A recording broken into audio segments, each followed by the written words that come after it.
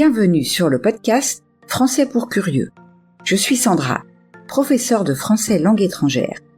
Et ici, je vous parlerai des aspects intéressants, divertissants ou même étranges des cultures françaises et francophones. Bonjour à toutes et à tous. J'espère que vous êtes en pleine forme cette semaine. Aujourd'hui, je vous parle de récits étonnants et de personnes ayant fait l'histoire des Jeux Olympiques de 1900 à 1952. Comme d'habitude, un peu de vocabulaire utile afin de mieux comprendre l'épisode que vous allez écouter.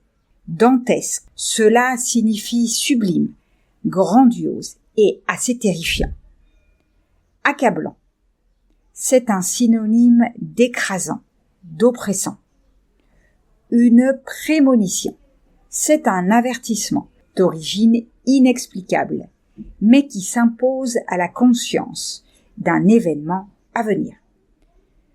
L'amputation, il s'agit de quitter, de couper un membre ou un segment de membre, un bras, une jambe par exemple.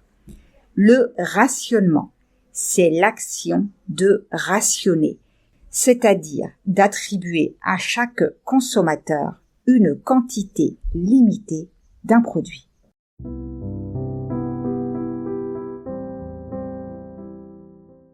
Entrons maintenant dans le vif du sujet. Premièrement, il est important de se souvenir que depuis la reprise des Jeux olympiques modernes, seules les Première et Seconde Guerres mondiales les ont stoppés. La crise du coronavirus n'a fait que les repousser. Les histoires qui y sont associées sont donc nombreuses. Commençons par Paris 1900.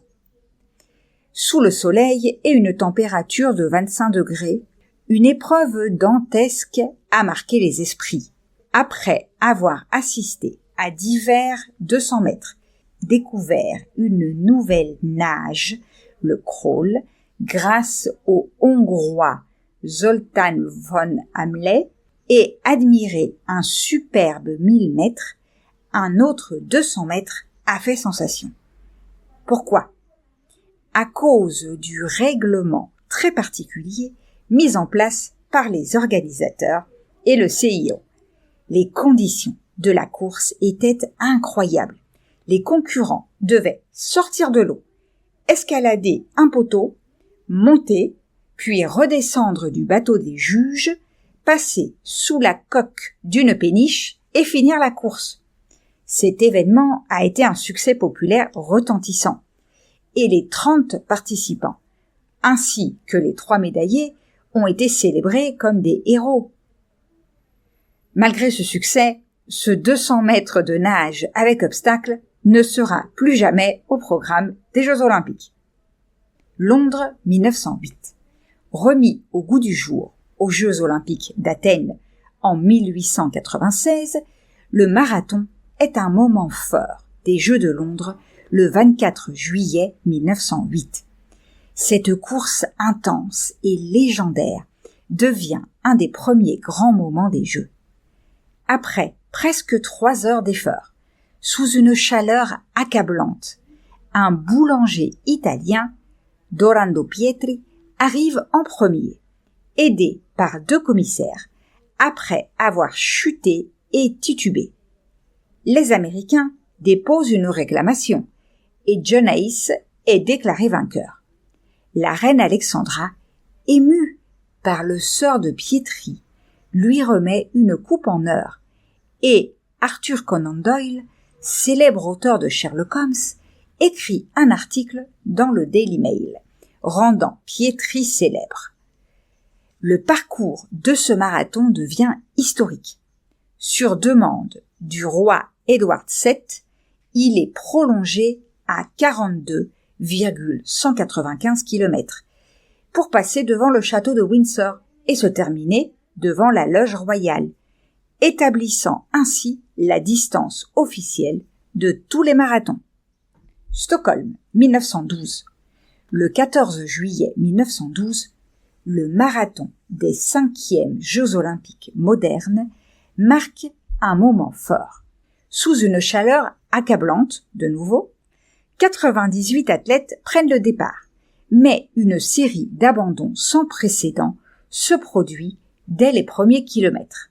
Les Américains et Sud-Africains dominent la course avec Ken McArthur remportant la victoire en 2h34 minutes. Cependant, l'état de santé des coureurs inquiète le Comité international olympique, notamment celui de Francisco Lázaro, un jeune charpentier portugais. Triple champion de son pays, Lázaro s'effondre après 30 km, souffrant d'une déshydratation sévère avec une température corporelle de 41 degrés. Il est hospitalisé mais meurt le lendemain, devenant le premier athlète à décéder lors des Jeux olympiques. Une collecte de $3 200 de l'époque est organisée pour sa famille. Il est révélé plus tard que Lázaro avait enduit son corps de cire pour éviter les coups de soleil, empêchant ainsi sa transpiration et son refroidissement naturel. Avant la course, il avait dit à son épouse « Soit je gagne, soit je meurs ». Une tragique prémonition.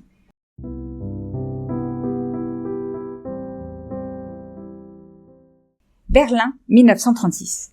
Élu chancelier en 1933, Adolf Hitler voit dans les Jeux olympiques de Berlin une occasion idéale pour utiliser le sport comme instrument de propagande nazie et promouvoir la suprématie de la race aryenne. À la pointe de la propagande, le gouvernement allemand confie à la réalisatrice Leni Riefenstahl la réalisation des films des Jeux olympiques d'été de 1936 à Berlin. Elle utilise la télévision, une innovation majeure à l'époque.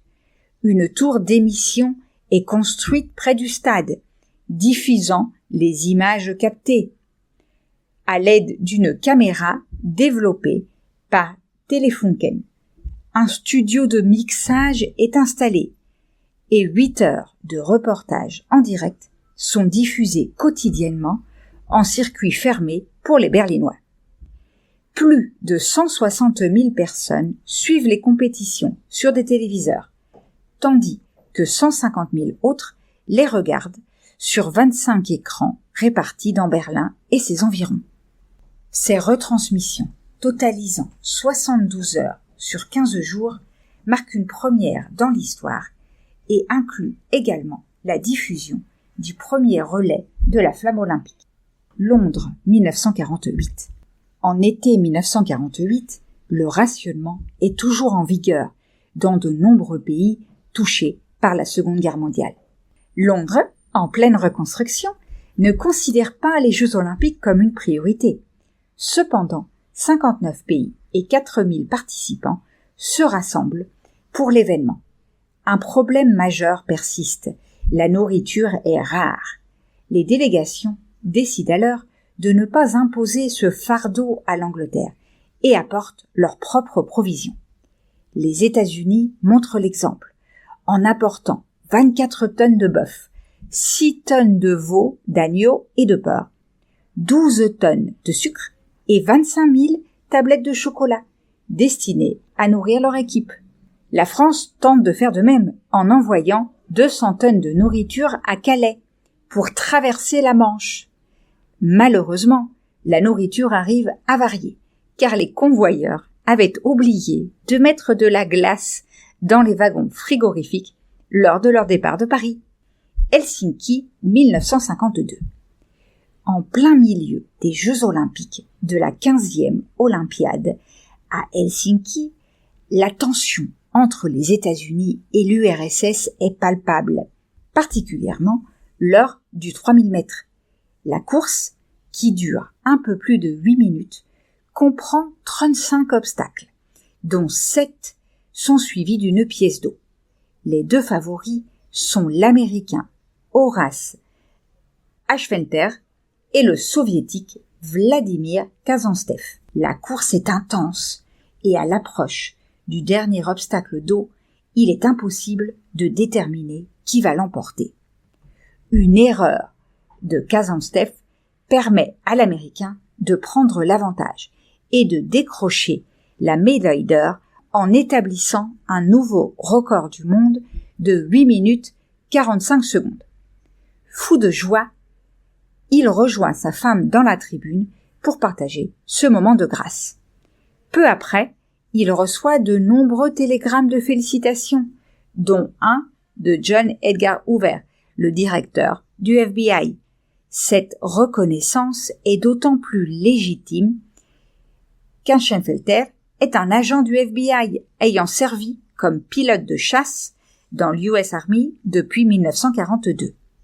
Avec humour, il déclare aux journalistes « Jamais un Américain n'a été aussi heureux que moi d'avoir un Russe courant derrière lui. » Une victoire mémorable.